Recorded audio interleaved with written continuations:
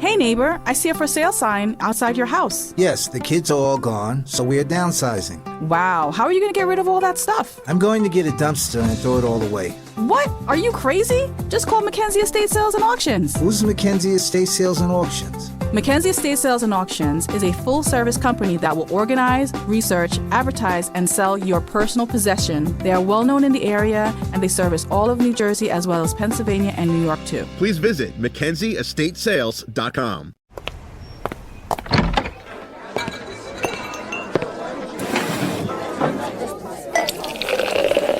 Hey, pull up a chair. It's Hacks on Tap with David Axelrod, Robert Gibbs, and Mike Murphy.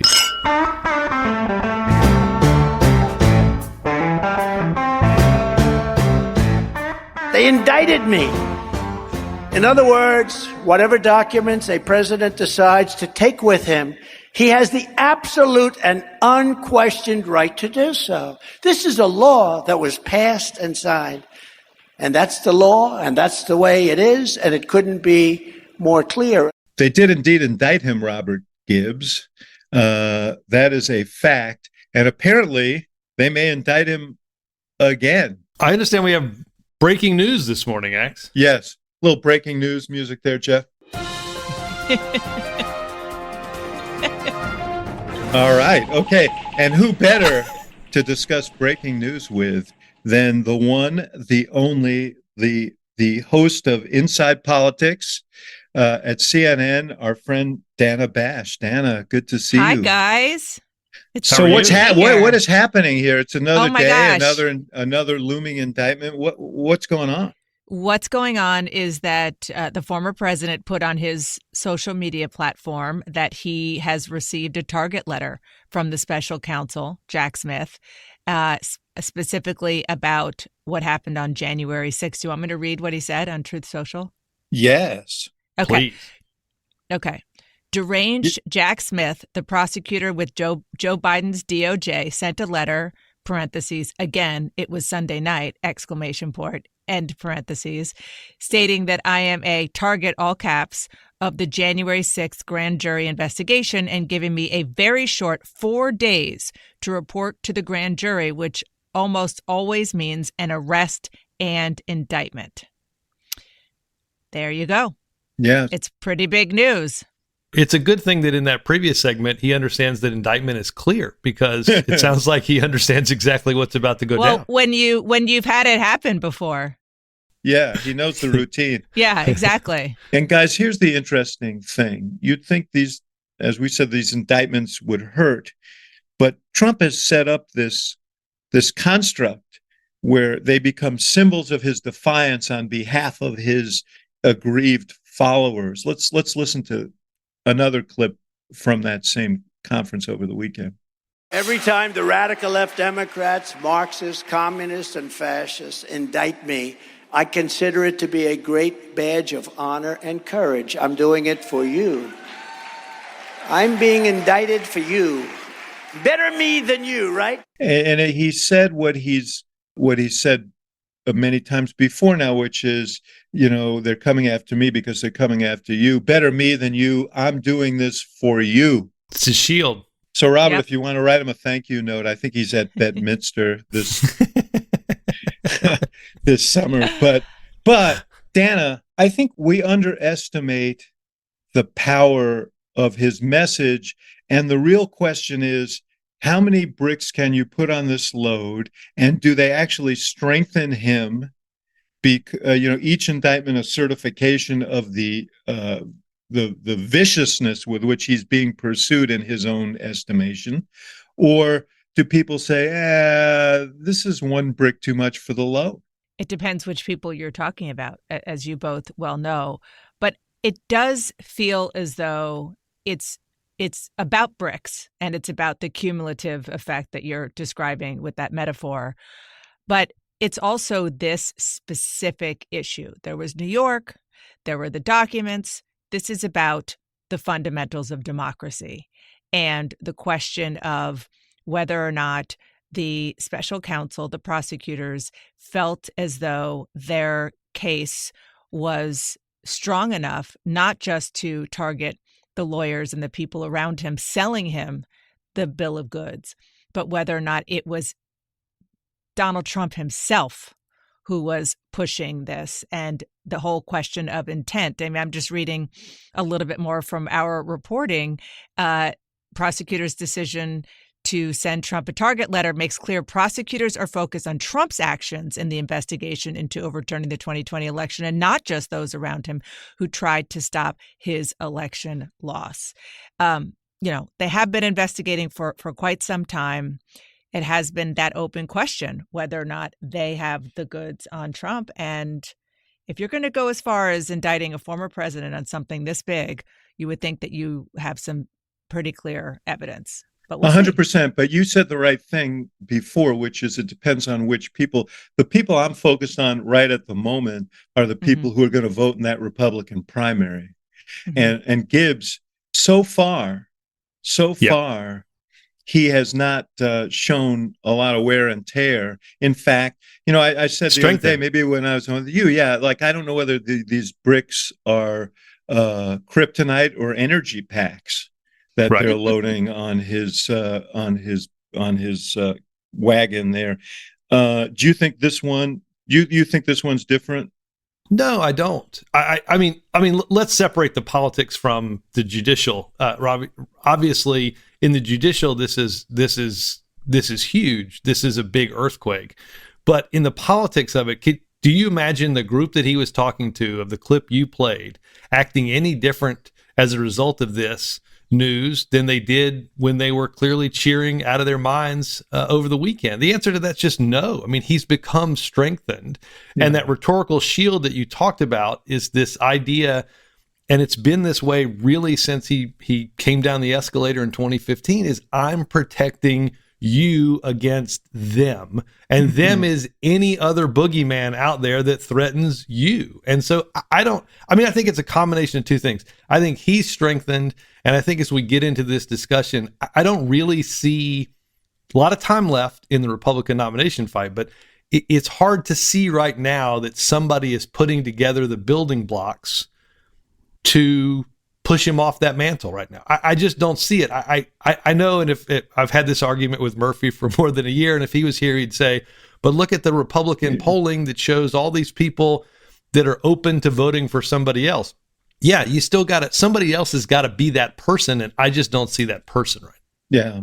I mean, Dana, he's right that if Murphy, and I tease him about it every week, he's a brilliant guy, but I can't tell whether he's speaking with his heart or his head, because sounds like his heart. He's trying to recover the Republican Party that I don't know exists anymore. It doesn't. But, Trump has brilliantly constructed this race as him versus the deep state, the elites, the people who his base feel is tormenting them. And, I don't know, you probably read the piece in the Times this morning about his plans. Yes. Basically to seize control from all these independent federal agencies, the FEC and others. He's already said, as has DeSantis, by the way, that he was going to treat the Justice Department and the FBI like any other federal agency, i.e. he'll run them. I mean, it's really sort of the doorstep to autocracy. Yep. But in a sense, I mean, they obviously wanted that story written because they are quoted in the story. This is one more example. And they got this target letter on Sunday. This story appeared on Tuesday morning. I think it's, you can see him building the case. I'm going after them on behalf of you. And so they're going after me. Totally. And so my question for you two experienced Democratic operatives and big political brains is, let's just accept the premise. He was a big political bullshit artist, but no. Well, let's pick brains. Yeah, let's pick brains. those go hand in glove. Two things can be true at once. But anyway, go ahead.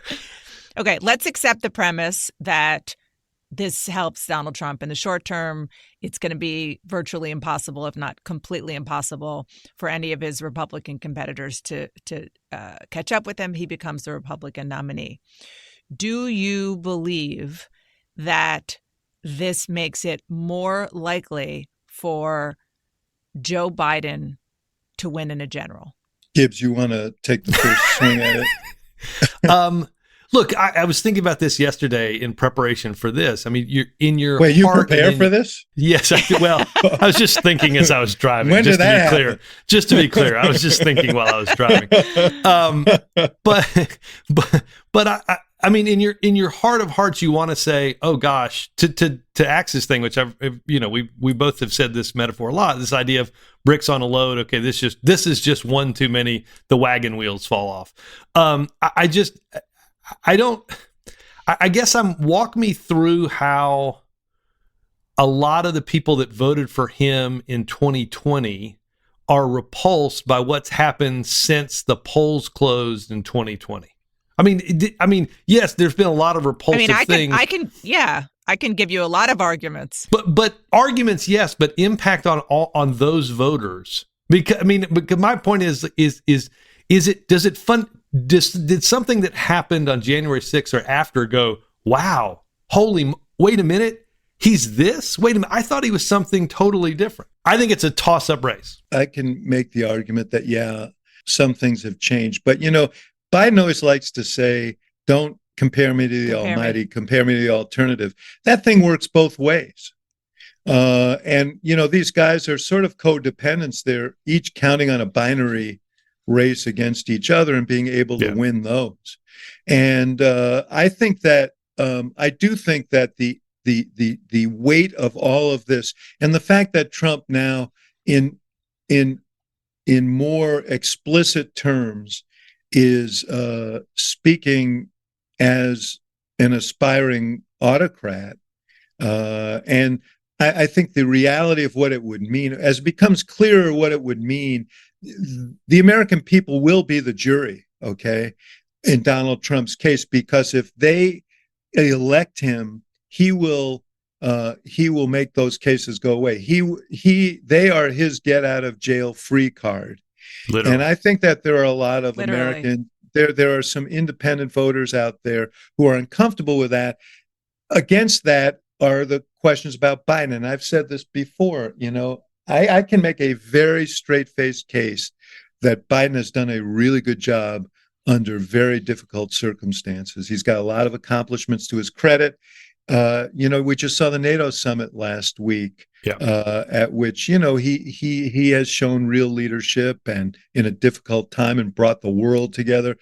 Inflation numbers are coming. There are a lot of things going on that, but that's not the question. The question that people are asking is, what's he going to be like tomorrow and the next day and a year from now and when he's 85? And so I think that makes it what you say, a toss-up race.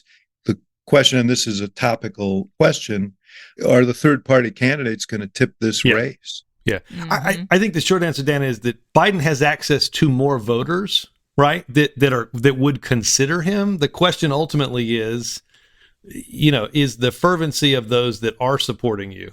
And to David's last point is, does somebody take some percentage of that? And we know we can deal with no labels in many different ways. But if you look back, 2016, Jill Stein didn't win any of those states, any of the sort of so-called blue wall states, but she took enough votes that conceivably, had all of those votes gone to the Democratic candidate, Hillary Clinton would have won, right?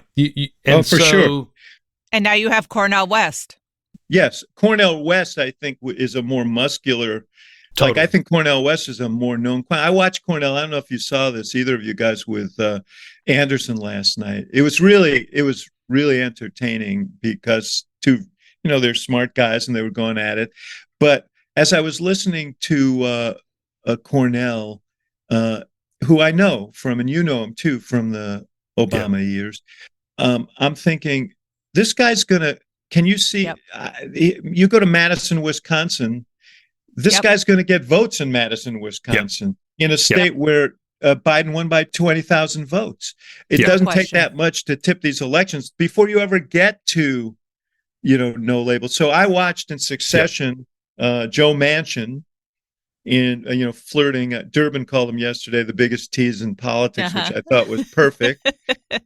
He's been saving that, I think. He did everything but hike up his pants to show his legs at this no labels thing in New Hampshire. But I'll probably get letters on that, huh? But Maybe. Yeah. I'm dating myself. I guess email is what you get today, right? Yeah. But and he's saying, and he clearly was opening the door to running. If those two guys were on the ballot, and it's not just a comparison between you and your alternative, but there are several alternatives, Biden has more to lose. There's just no doubt about it.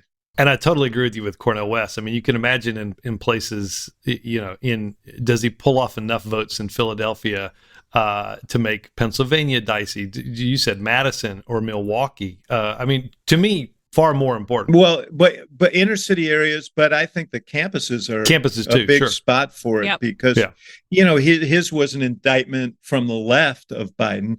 It's interesting. Poor Biden was getting pilloried by Manchin for going too far left and pilloried by West for being too far right, which may be that he's in the right spot, but they're going to get votes. And so the answer to your question is, despite everything, do I think Donald Trump could win if he's nominated? Yes, I think Donald Trump. I can see that. And, would he win without that third party? I think it's harder, but, it depends on how Biden's performing at that time. And it also depends whether people are going to focus on how much people value democracy, how much people value rule of law. Think of what it would mean to have a president who is under 4 separate indictments get elected. He can make all the federal indictments go away. He can't make the state indictments go away, but they will if they follow the pattern, will defer those. So it's his get out of jail free card. But what does it say about the rule of law if by fiat the president of the United States escapes accountability? And then you get to this whole plan of his to basically take power away from independent government agencies, including the FBI and the Department of Justice. We're looking at sort of the American version of Viktor Orban at that point. So do people care about that? I mean, that's what we're going to find out. We all of us hacks, we kind of focus on the day to day, but you have to take a step back and say, what would it actually mean if this guy got reelected? And do the American people care about that? I mean, he has very strategically chipped away at all of these institutions, public support for all of these institutions that used to be revered, maybe too revered.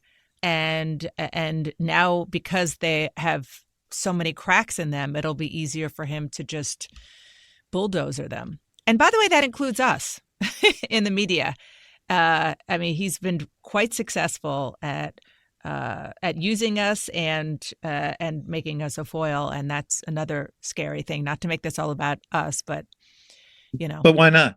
Listen, I just want to say this. I'm doing this from a secret, undisclosed location, so I'm prepared for the Trump years. We will elude him and continue to bring truthful, factual banter week after week. Right, Gibbs? Aren't we committed? You and I are survivalists, right? We'll just head to the woods and start a shortwave radio podcast. Yeah. We'll go to Whole Foods and we'll load in some provisions. Exactly. Whole Foods. Exactly. I'll bring my electric car. So not a joke. But I love those Biden imitations. But anyway, go ahead. But Dan, I think you hit on an interesting point, because I think it all depends on the lens with which you're looking at this. And we talked about what audience of people. I think there's going to be an audience of people that think, and there have been for a long time, that think their government isn't on their side, right? For whatever reason. And I think I think we can sometimes quickly boil this down to who's for democracy and who's not, or but in reality, I don't know that it's that clean or that binary, because I think there's a lot of people again, those are the people that he says, look, they're coming after you, but they're coming after me to come after you. And so I think it's basically saying to them, look, you've got it. The grievance chute is wide for Donald Trump, right? You can have a grievance over what he specifically has a grievance over, which my guess is prosecutors right now, but it could be a lot of different things. And that funnel, is the group of access to voters that he has. And I also think too, David, you're totally right. I mean, it all depends.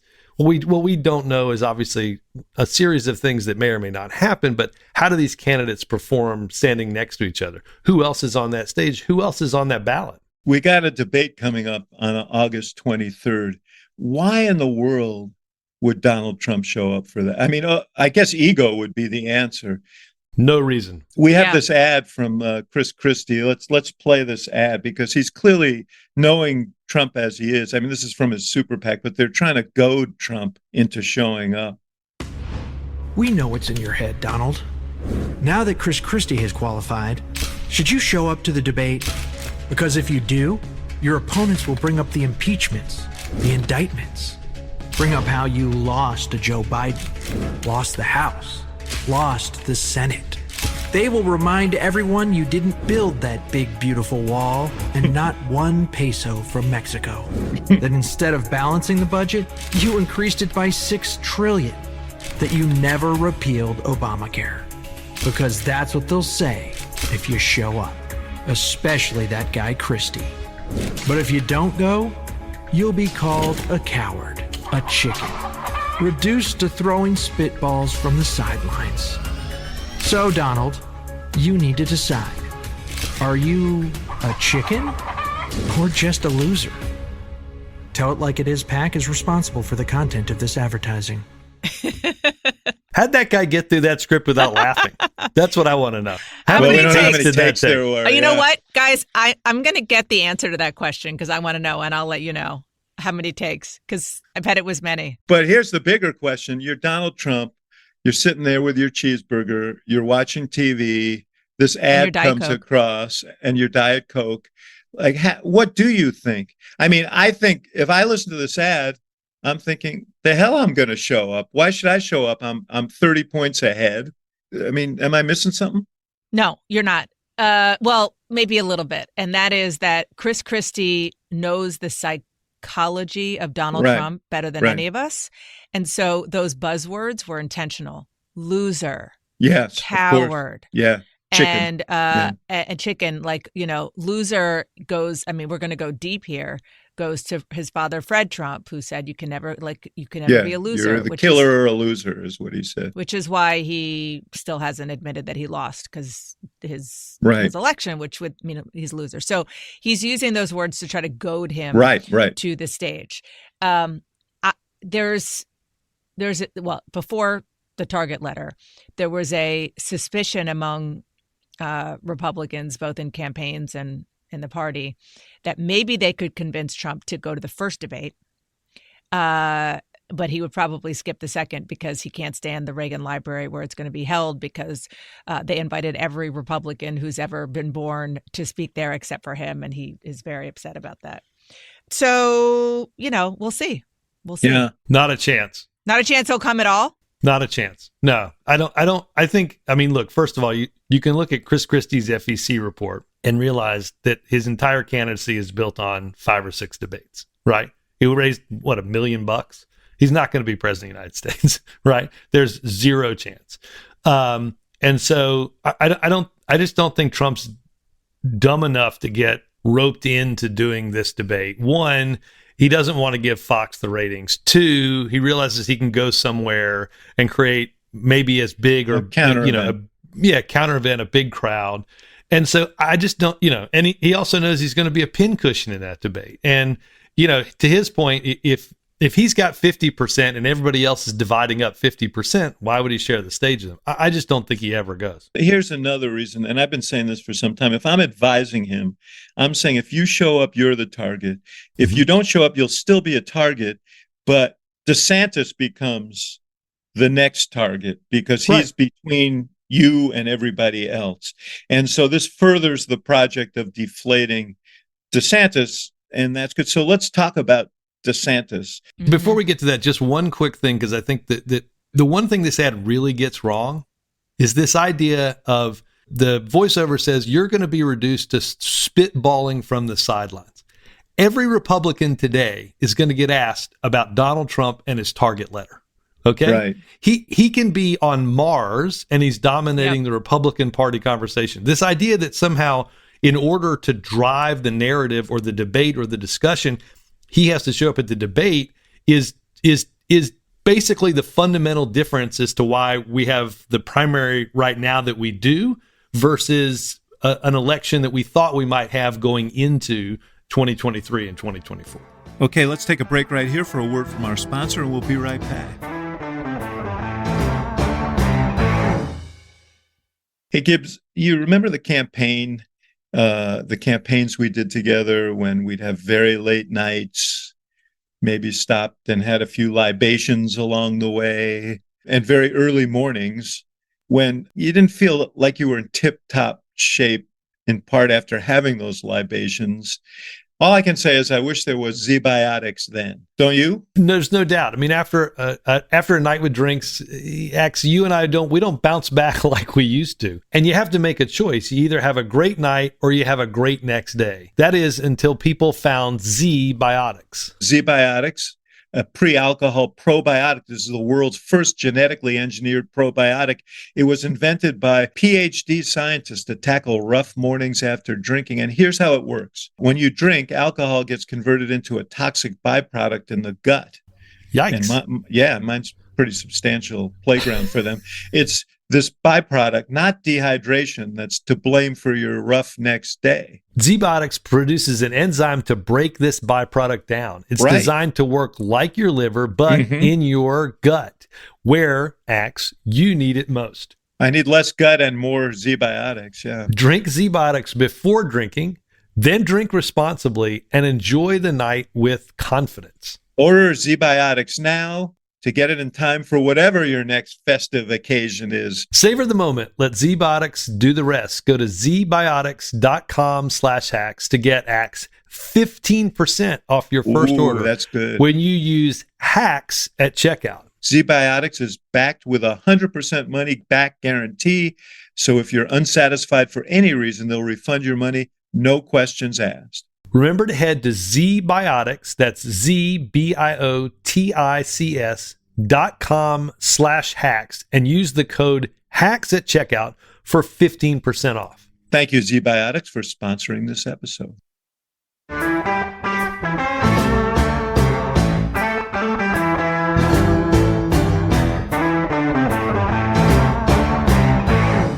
By the way, I said let's talk about DeSantis. Let me just insert something here, which is if they move forward on this January 6th case, presumably one star witness. Now, the trial probably wouldn't be for a long time, maybe not before the election, and it probably wouldn't happen if it isn't before the election. But the guy who gave, significant testimony here is Mike Pence. And man, is he paying a price for that. He's still at this, as we sit here today, apparently doesn't have the signatures to get, the contributions, the number of contributors to qualify for this debate. He raised less money than Christie. It's really kind of stunning how far he's fallen for, a lot of people believe what he did on January 6th with it was a heroic thing. He did his duty by testifying, and he's paying a terrible price for it. He is. The question was going in, who is he going to appeal to? Are there enough people who, we know the answer of what he wanted to do, which is I'm going to appeal to the people who like the Trump policies, but not the Trump personality and the chaos and January 6th and all of that. But I think, because there are so many other candidates to go for and to support other than Pence to get at that. And because he has so much baggage, which is, look, the irony, the reality is it's kind of sad because he did stand up. Yes, he was a Trump partner throughout the entire 4 years, but at the end, kind of a toady. Okay. I mean, Yeah, my words. you're I know. allowed to say that. I know. But at the end, he did what he needed to do. And it really is too bad. I think that is one of the many commentaries about where we are in our political system. He made a Faustian bargain because he was in a governor's race back in 2016 that he was probably going to lose. And he made a deal with Trump to be his ambassador to the evangelical community because he had this passionate following among evangelical voters. And now Trump took that away. He's got other people nibbling away at it. By all rights, a guy like Mike Pence should be a really strong candidate in Iowa. Right. Right. Because there's a large number of evangelical voters, but DeSantis is going after them. Tim Scott is going after them hard. And Trump has his share of them. And yeah, this is how Faustian bargains end. Not well. I saw Damn Yankees. and Can you look sing at it? his yeah, that's the second hour of the podcast. His negatives are sky high among the Republican Party. And look, you want to talk about the power of Donald Trump? He's reprogrammed the base voters into believing that Mike Pence could and should have done something on that day. And had he, that Donald Trump would still be president today. And Pence was confronted with a voter in Iowa that said as much just last week. And, there's just no room in on that side of the ledger for anything on this, and it's all pretty obvious. And I going to be pretty stunning, as you said, David, if the most recent sitting Republican vice president doesn't even make the debate stage, when people that you've barely ever heard of are clearly going to be on there. I mean, the debate stage is fascinating. I don't want to get away from my favorite is the governor of North Dakota who's offering you a $20 gift card for a $1 donation. Why do you think Murphy's not here? Murphy has so many gift cards that he's took them and cashed them in, and he's on a vacation off of Bergam. I thought that was pretty clever. It's wildly clever. I don't want that person legal. running. I don't want that person nominating people to run the economy if they think $1. I'll give you if you give me $1, I'll give you 20. Is not the kind of bargain that I'm looking for. You can make that kind of bargain if you've got $1 billion that you made. Exactly. In tech, Well, and it's not your money; it's his money. You want to get on a debate stage. So let's get to DeSantis. My buddy Pat Quinn, who was the governor of Illinois, the day after he was defeated, I called him and he said, "Well, you know how it goes. One day you're a peacock, the next day you're a feather duster." Ron DeSantis was the peacock of the fall. He was everybody's, he came off this big win in Florida. He soared up in the polls, closed in on Trump. He was the guy. And meanwhile, he fashioned himself as Trumpier than Trump. But the establishment glommed onto him as kind of the insurgent of choice for the establishment to beat Trump. He raised a lot of money. And now the stories are all campaign in distress, firing people, big burn rate. He's his most of his donors have maxed out. Only 14% or something were small donations. That could repeat. Like, I'm not surprised by this because I was never a big believer in the DeSantis thing. But where do you guys think he is right now? And is Robert and I experience what it's like to get written off and then come back after, so I think it can happen. The question is, can it happen for him in this race, in this set of circumstances, given his limitations as a candidate? It's going to be harder. I mean, I've been thinking a lot about John McCain, whose campaign I covered. Right. Of course. He came back. He was written off. Totally written off. But he was John McCain. And Exactly.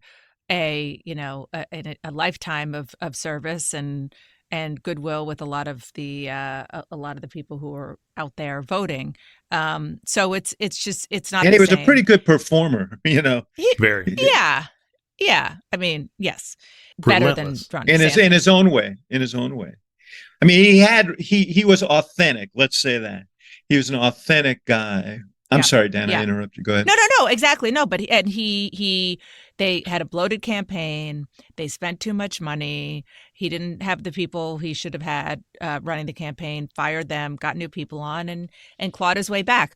But he had the he had the Constitution, small c, in his body to do that. I'm just not sure that Ron DeSantis is that guy. We should note that this is a historic day, Gibbs, because I'm checking my watch to see what day it is. Yes, it's what day is anyway? Because Ron DeSantis. Are we allowed to say? Ron DeSantis is going to appear this afternoon with Dana's State of the Union co-host, Jake Tapper, on his show. And it's really, I think, the first time that he's submitted himself he's come out of the cocoon of right-wing media and done an interview with someone outside that cocoon. It's going to be really interesting to see how he handles that, because he's a pretty ornery character when he gets pressed. I'm fascinated by how this interview is going to go, because I wonder if this isn't one of those things, Axe, you'll remember we would have these discussions, where things weren't going well and you're like, what we need to do? We just need to do an interview and mix it up, and it's like, okay, yes. What do you want to say? Well, and you sort of decide you want to do an interview before you decide what your message is. I'm going to be fascinated to see at the end of this interview, what is it that we took away from what it is he said and wanted us to take away? What's the message he's using this to drive that That's makes it distinctive to what he would otherwise be doing? And to me, and again, whether this is simply whether this is an actual shift in strategy, which has been written as, versus, oh, okay, I'm just looking to get somebody to punk and use as my message, which quite frankly, if that is one, it's a waste of time, right, and energy, because he could punk the media whenever he wants to. That's not, that's not going to be distinctive, and I think it's going to be interesting to see, how Jake approaches the interview too, because I think, I don't think you have to be, and I'm not suggesting Jake would do this. I don't think you have to sort of throw quotes in front of him and ask him to demand that he explain them. I think in many ways it's giving some space to let him answer, and then using adroit follow-ups to figure out sort of where he's going to go. I'm going to be fascinated. I think DeSantis writ large, David, is still in second place. That second place, though, is farther behind first place than... And closer to third. Right, than he was. I think the Real Clear Politics average last night was, or somebody said that, he's dipped sort of below 20% in sort of the average. The FEC numbers... he raised $20 million, but to your point, 70% of that can't donate again. And look, let's be clear on the FEC numbers. This was the easy money quarter for a lot of people, right? Who are the people that have always backed you, that are going to give you that seed money to get this started? And the real question is, do you have the capability, both in the polls and in donations, to grow that amount of money, to grow that support? And that's really the important part of this candidacy. I still don't totally understand what the strategy is for DeSantis. I think this idea of like, I'm Trumpier than Trump, you just like me more, is just, I don't. No. Look, his strategy to date has been, I am a more effective version of Trump. I've done a lot of the things you want me to do, and I've accomplished it in Florida because I'm not nuts. Yeah. And I'll do the same as president. And the hope, I think, on his part is that people will conclude, and many people in focus groups will say this, that they like Trump, but he can't win. And so we might as well go for the guy who will give us Trump and can win. And on paper, a 44-year-old guy running against Joe Biden, kind of muscular gubernatorial candidate, that would be the sort of candidate that you would want to run, but it doesn't account for the guy's personal qualities and his brittleness and so on. Trump's prosecuted an effective race against DeSantis. He didn't let DeSantis do exactly what you just talked about, which is roll out this idea that I'm the effective Trump. That's right. I'm the one who moved this through one of the biggest states in the country. He sort of put his boot on his throat and never let him get up. That's right. And I think that's a huge thing that really it put a ceiling on his ability to grow, and now it's pushing this stuff back down. I said this a couple weeks ago. We're going to see an Iowa poll in a couple of weeks or in a few weeks. Dan, please go talk to somebody at CNN and get them to do a decent Iowa poll, please. I'm so tired of like some pollster I've never heard of doing a national poll and us all being like, ooh, like this race is going to be, Iowa and New Hampshire are going to have outsized impacts on this race. There's a longer period of time between Iowa and sort of Super Tuesday, if you will, than there was in 2016, which means those victories are going to matter more. And I'm dying to see Ann Seltzer's poll coming out of Iowa, which we'll get again sometime in August or September, to sort of see how real is the DeSantis, how real is he? Yeah. DeSantis likes to, as people like to talk about the Obama thing and compare it and say, just like Obama, they're all in Iowa. The governor's leaning their way, as Trump noted, the popular governor. Some of the evangelical leaders are going his way. Because it's Iowa or bust for him. Yes. Yeah. Like, if they let Trump win Iowa and New Hampshire, good luck. Right. It's over. I think that you two know this better than most, which is the adage that you have to define yourself before others define you. And two things happened, I think, when we're going to be looking back, really looking through the rearview mirror on this. We're going to look at what happened at the beginning of the DeSantis juggernaut. One is exactly what you said, Robert, that the Trump super PAC spent a lot of money well before DeSantis even announced, talking about how horrible he is. That absolutely had an impact. And the second is what Ron DeSantis did for Ron DeSantis, which is the way that he defined himself, how people know him, is by all the things he did in Florida. And yes, that of course appeals to a lot of conservatives who are looking for the cultural issues to vote on. But I think that there are conservatives who say that's not how we want to use government. What happened to keeping government out of our lives and letting people decide about a lot of these issues? And I think both of those things were very detrimental, mostly the Trump defining him detrimental. Just now, you mentioned Iowa, just now, he has an ad, I think it's going to go up this week, using AI, which is a whole other discussion because it's the first major use of AI in this campaign, to have Trump, fake Trump, AI Trump, read the Truth Social that he wrote about Kim Reynolds, the Iowa governor, which was very negative. And so he's trying to turn the tables and define Trump in a different way. But can you imagine trying to redefine Donald Trump right now? Yeah. Good luck. Good luck. Gibbs and I are old enough to remember when AI meant Allen Iverson, the great Philadelphia 76ers star. Practice? There are two fundamental flaws, other than his own performance issues, which I think are significant. I think that Ron DeSantis presents very much like a politician, and Trump's people don't think of him as a politician. They think of him as kind of the leader of a movement. They think of him, but they think he is completely authentic, and that's not the way DeSantis presents. But there are two fundamental flaws.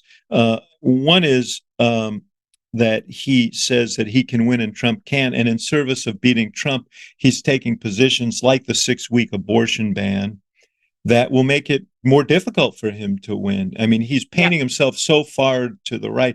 The second is he wants Trump to collapse, but he's unwilling to make the case against him in an overt way. So I assume Jake's first question, and we'll know by the time people hear this podcast, it will be about this target letter.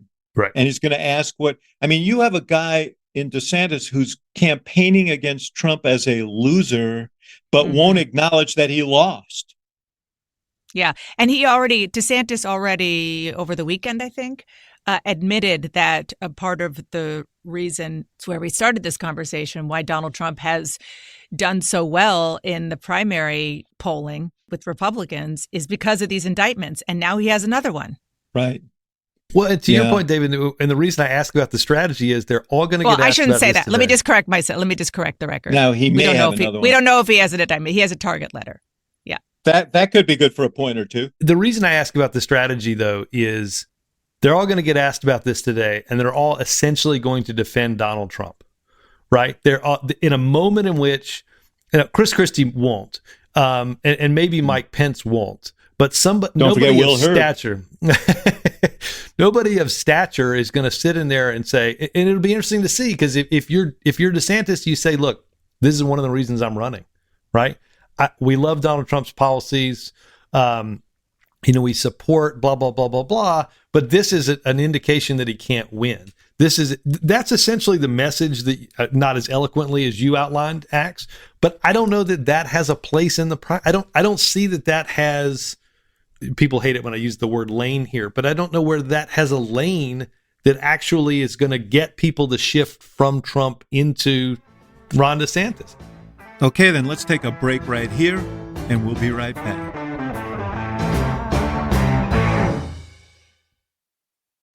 Your river escape awaits with a premier camping and outdoor adventure experience from Kittatinny. Featuring fresh mountain air and stunning views, Kittatinny Campgrounds offers riverside cabins, full hookup RV sites, tent sites, and river trips along the Delaware River.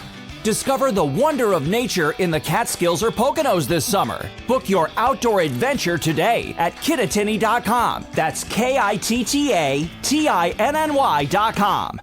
Weddings, college graduations, your stepmom placing third in a dog grooming competition. We've all got reasons to gift this summer, so give them something they'll love, drinks. And get them all from Drizzly, the go-to app for alcohol delivery. With Drizzly, you can shop local stores and compare prices on beer, wine, spirits, then get them delivered in time for your summer celebrations. Download the Drizzly app or go to drizzly.com. That's DRIZLY.com today. Ding dong, it's Drizzly. Must be 21 plus, not available in all locations.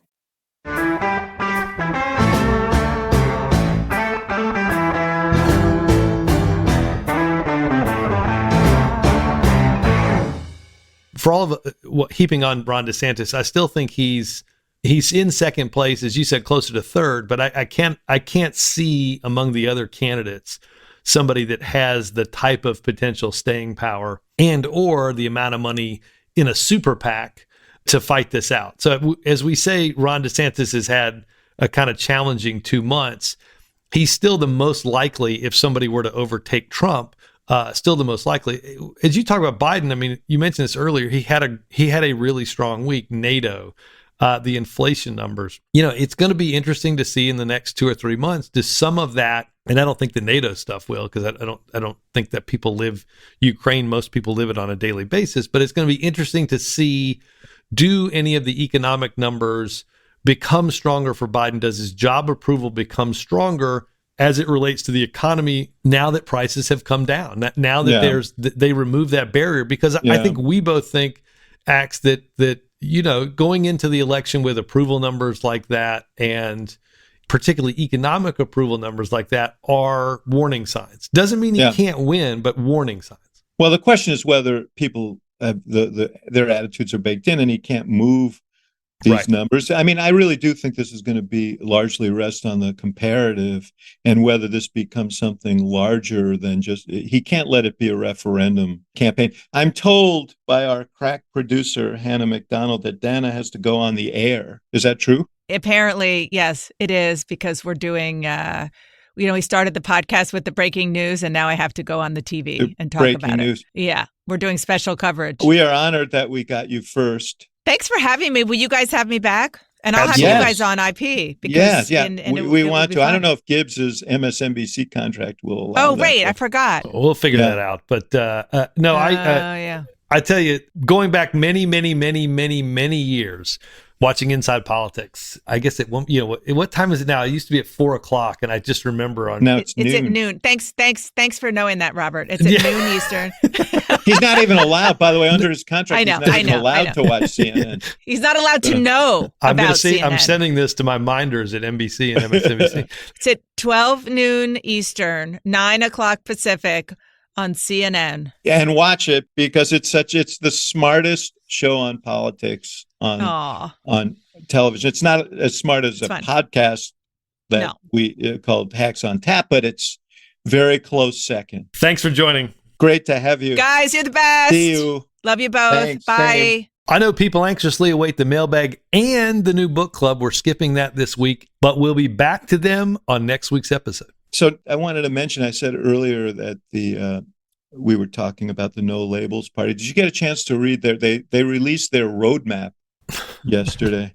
let me just say to anybody who's counting on it to get somewhere, find a different roadmap, because it was like a 72 pages of kind of fortune cookie truisms meant to offend no one, and with no solutions and nothing that would risk. And you know what it read like, and I'm not saying this is what happened. It read like Mark Penn did one of those polls where he asked 200 questions. He picked the top 30 that tested well, and they used the phraseology that he used in the poll and threw it in a book and called it common sense. So they're going to have to do better if they're going to be taken seriously. Yeah, and let's pull this apart a little bit. I mean, the idea that they basically said, look, we're not going to run a candidate unless we can win. And let's just be clear. No third party candidates getting 270 electoral votes. The chances that whoever they nominate, if they were to run a candidate on the no labels platform, is a 0% chance of winning. They're only going to be a spoiler candidate, as we talked about earlier. There's no chance. Joe Manchin is not winning California, right? He's not winning Texas. He's not winning Illinois. He's not winning New York. He's not winning Florida. So there's zero way. They put out a list of like 27 states or something where they thought they could get 286 electoral votes. Illinois was on there. Right. I'm running to Vegas on that one. Yeah, I was going to say. I feel good about it. I'm running to the drugstore to get a drug test for the person who thinks that Joe Manchin's winning Illinois, because it's just, I mean, so, and I love Durbin's tease line, because I love Joe Manchin, who's, getting probably less good at playing this role, said, look, to be clear, if I was a candidate, I would win, but I'm not sure I'm going to run. Axe, have you ever been in the room with a politician that was convinced if they ran for president, they would unequivocally win, but hadn't decided whether they wanted to be president of the United States? Yeah. I think what's going on with Manchin is they're waiting to see how this Republican race in Wisconsin shakes out, because they think they might be able to beat West Virginia. West Virginia, I'm sorry. How they might want to, they feel like they can beat Alex Mooney, the right-wing congressman, but they're not sure they can beat the governor. And they're hoping, perhaps even betting that Mooney will show signs of life. But, Manchin's going to have to make a decision in the early part of the, probably in January. And so he's going to have to make that calculation. But if he's making the calculation on the bet that he is going to be the next president of the United States, yeah, you're right. He should go and get that drug test. Well, yeah, and I don't know whether, look, Manchin is going to be better at West Virginia politics than either of us are ever going to be. But I do wonder, the more you flirt with this idea of running for president, I know that he adroitly plays this idea of, I'm not a national Democrat, I'm something very unique, I'm very West Virginia, I'm not this, I'm not that. I mean, the idea of no labels is exactly what he wants people in West Virginia to think of him.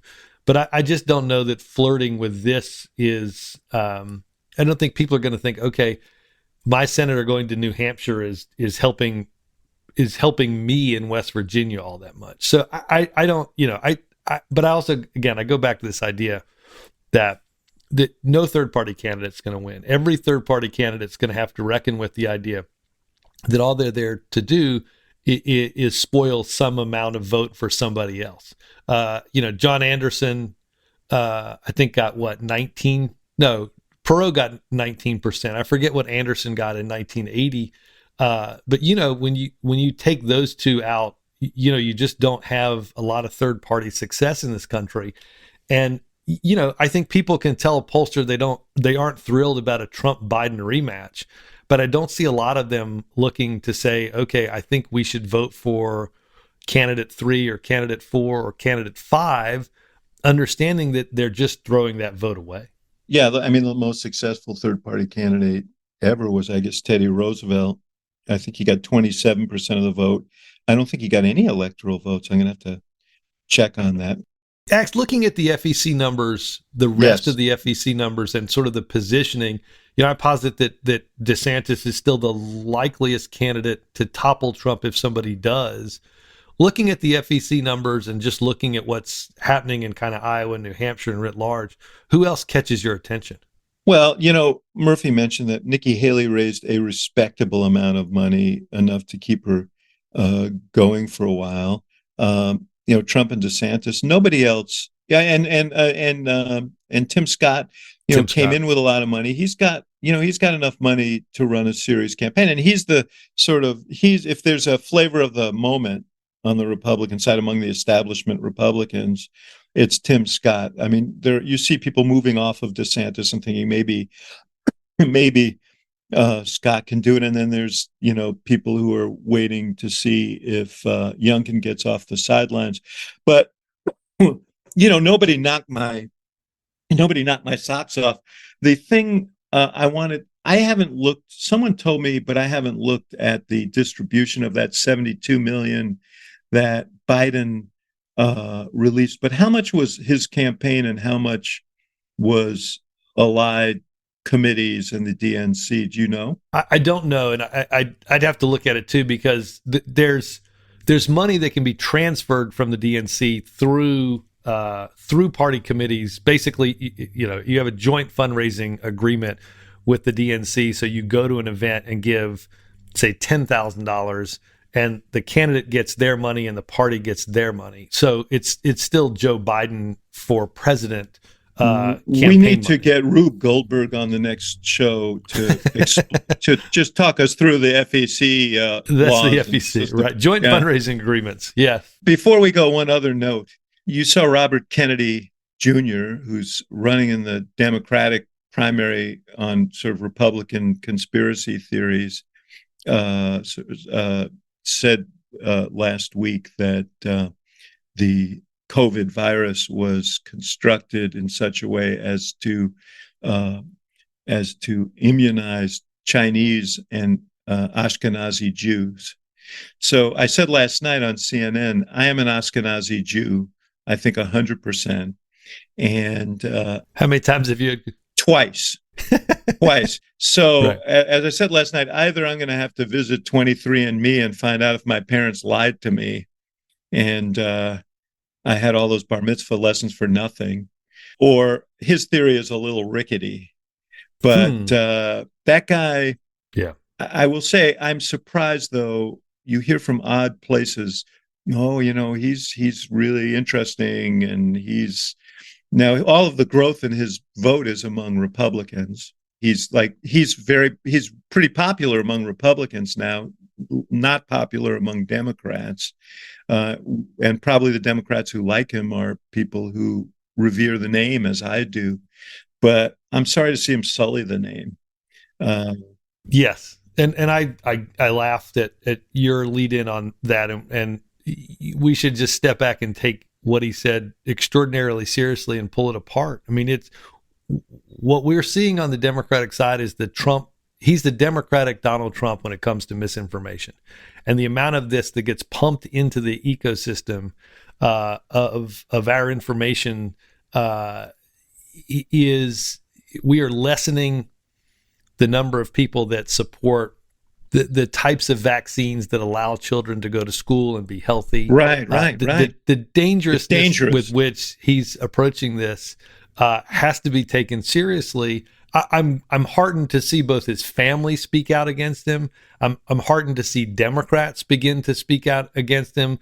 I think from a strategy, letting him continue to talk is politically a good thing for somebody like Joe Biden, because I think he reminds you that he's not his father every time he opens his mouth. The danger of when he opens his mouth and covering it is that it is going to fall on some amount of ears that believe it. Yes, absolutely. And it's, again, for us that, that looked at his father and his uncles and were inspired by what politics and public service could do, it is sometimes the apple does fall far from the tree, Axe. And in this case, this is a guy who was 15, 20 years ago thought of as a great environmentalist, yes, and a legitimate candidate for the U.S. Senate out of a place like New York. So, but a dangerous spewing of misinformation. And I think I think this one quickly jumped over the line, and I think the idea that he's going to get flirted with all that much now is much less so than it might have been 2 or 3 weeks ago, when he seemed just as you said, an alternative with a fabulous Democratic last name. And with that, Gibbs, always good to be with you, brother. Always good to be with you. Great to have Dana. We got to get her back. And there's the great pageant of democracy rolls on here. We're going to have a lot to talk about in the coming weeks. So see you soon.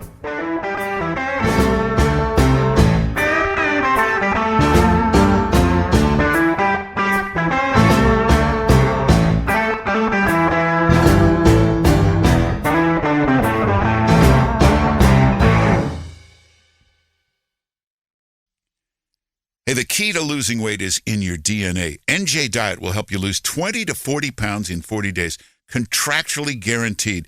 You don't want to take shots the rest of your life to lose weight. NJ Diet's typical results are twice as fast as weight loss injections without any of the side effects. And you'll learn proper portion control and develop healthy eating habits for the rest of your life. By the end of NJ Diet's 40-day program, you'll lose 20 to 40 plus pounds, contractually guaranteed. You'll lose the weight, you'll keep it off the natural way. NJ Diet uses your hair, saliva, blood work, along with scans to personalize natural solutions and supplements that get your body into the fat-burning zone. And then they'll use DNA info to help keep the weight off. They have locations all over the East Coast, or you can do it anywhere now with online video consultations. Don't take shots the rest of your life. NJ Diet. Go to their website, schedule a consultation, njdiet.com. That's njdiet.com.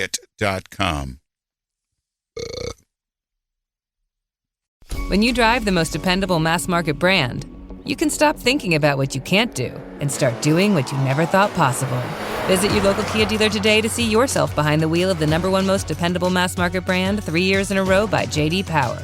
Kia, movement that inspires. Call 800-334-KIA for details. Always drive safely. Kia received the fewest reported problems among mass market brands in the J.D. Power 2021 to 2023 U.S. Vehicle Dependability Studies. 2023 study based on 2020 models. See jdpower.com/awards for 2023 details.